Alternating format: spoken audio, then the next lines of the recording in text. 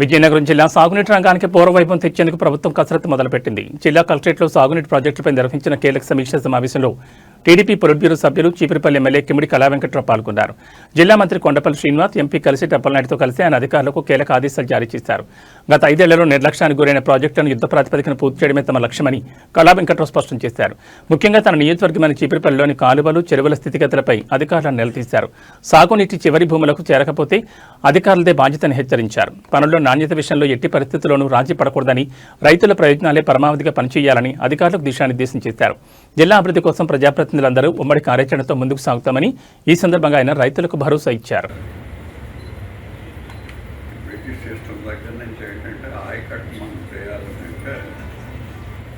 ముందే ఇన్ని విలేజెస్ ఇన్ని కిలోమీటర్స్ ఇవన్నీ ఇస్తారు. ఇప్పుడు కూడా తయారు సిడబ్ల్యూఎస్ పెడతారు. సిడబ్ల్యూఎస్ ఇచ్చేటట్టు మనకి ఇస్తారు. ఇచ్చిన తర్వాత ఏంటంటే ఆ విలేజెస్కే వెళ్ళాలి తప్ప కాన్స్టెన్సీ వాళ్ళు గట్టు కొట్టేసి తీసుకెళ్ళడం అనేది ఎక్కడ ఇంతవరకు జరగల. తోటపిల్ల జరుగుతుంది. దానికి వెళ్ళాలి అని అంటే దీన్ని ప్రివెంట్ చేయాలి. కొన్ని ఎక్కడైనా కక్కుపడ్డారనుకుంటుంది ఏదో కాన్స్టెన్సీలో ఎవరైనా విలేజ్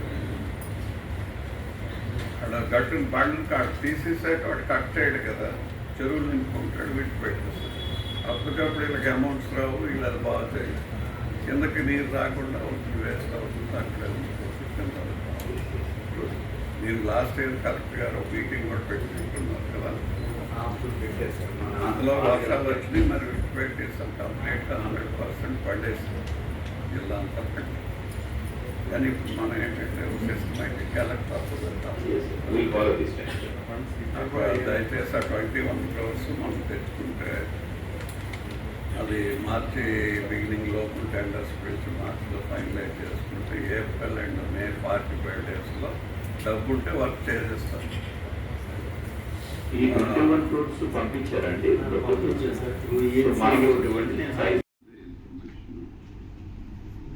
అందులో వచ్చుంటే బాగుండేది. మంది కాబట్టి అలాంటికైతే వస్తారని చెప్పారు. ముందు వెనుకబడిన జిల్లాలు 3 కూడా ఏంటంటే ఇరిగేషనే మనకు ప్రయారిటీ ఉండాలి. కాబట్టి కలెక్టర్ చాలా ఉపయోగం ఉంది.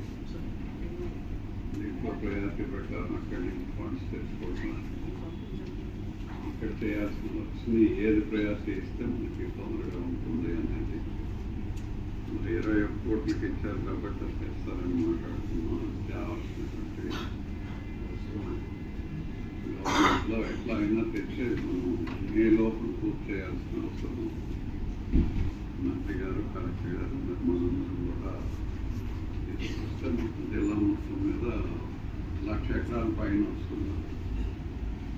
అలాగే మిగతా కూడా మైనర్ ఇరిగేషన్ చెప్పారు, అది కూడా చాలా ఇంపార్టెంట్. ఎందుకంటే 8,000 ట్యాంకులు అంటే అట్ల కింద 100 acres నుంచి 300 ఎకరాల వరకు 800 ఎకరాలన్నీ కూడా ఉంటాయి.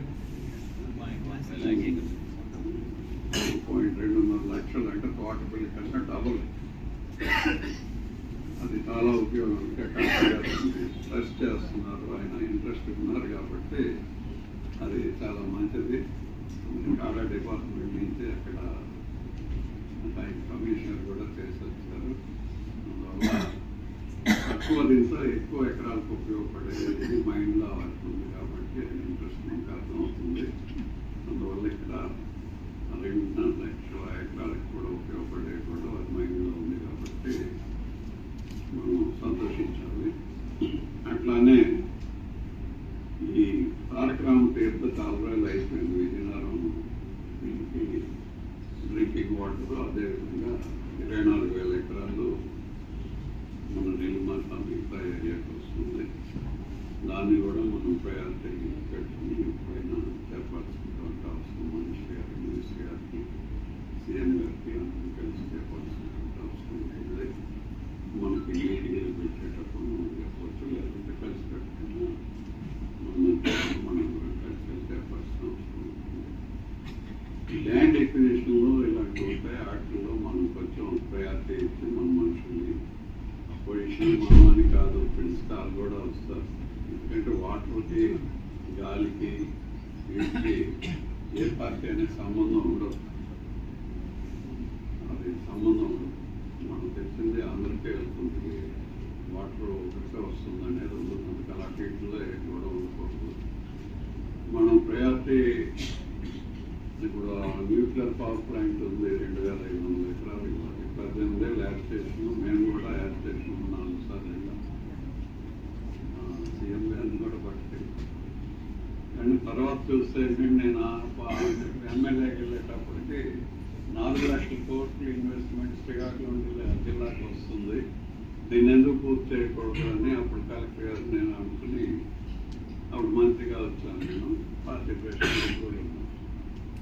కానీ అక్కడ ఏం చేసామంటే ప్రాజెక్ట్ వస్తే అందరికీ వస్తుంది, భూములు పోయేవి కూడా అన్ని పార్టీలు అనుకుంటే అందరినీ పిలిచి మీకు కన్సల్ట్ అవ్వాల్సి చూస్తాం. అది కలెక్టర్ గారు కూర్చొని మాట్లాడుతుంది. ఇంకా ఎంఆర్ఓ గారు కానీ లేదా పొలిటికల్ లీడర్స్ కానీ ఎవరు ఉండరు. డైరెక్టర్ చెప్పి అంటే ఎవరు ఎగ్జిక్యూటివ్ ఎక్కడ ఉందా పూర్తి చేసేస్తాం. మన నరసింహన్ గారు అక్కడ వెంకటరమణ గారు, ప్రైమ్ మినిస్టర్ ఏమో మినిస్టర్, ముంబై నుంచి అయిన ఎగ్జిక్యూటివ్ డైరెక్టర్, మేనేజింగ్ డైరెక్టర్ గారు, మన స్టేట్ ఐఏఎస్ ఆఫీసర్ 700 కోట్లు ఇచ్చారు. మొత్తం పూర్తి చేస్తాం. కన్స్ట్రక్షన్ వెళ్ళిపోతుంది. దీంట్లో ఏంటంటే అందరి సహకారం, అది ఒక్కరి కోసం ఉండదు. అందరికీ డబ్బు వస్తే అందరికీ వస్తుంది కాబట్టి తోటపల్లిది కూడా అట్లాగే అప్పుడు చేస్తాం. మీటింగ్లో పిలిచి చేస్తే ఎందుకంటే హ్యాకర్స్ ముందు ఇచ్చేస్తే తర్వాత పేమెంట్ కూడా మనం ఇచ్చాము. పేమెంట్ కూడా ఎంత ఉందో అంత కూడా వాళ్ళకి డైరెక్ట్గా 2013 యాక్ట్ ప్రకారం వెళ్ళిపోయింది. పెండింగ్ ప్రాజెక్ట్ అన్ని తీసారు. 2013 యాక్ట్ ప్లస్ కన్సల్ట్ అవార్డు దానికి 1.5 టైమ్స్ ఏదో మీకు దాని ప్రకారం వెళ్ళిపోతాయి. ఇంకా ఎక్కడైనా ఇప్పుడు ఈ పెండింగ్ ప్రాజెక్ట్ తారక రామచంద్ర ఉంటే 2009 యాక్ట్ ప్రకారం ఎక్వైర్ చేసాం.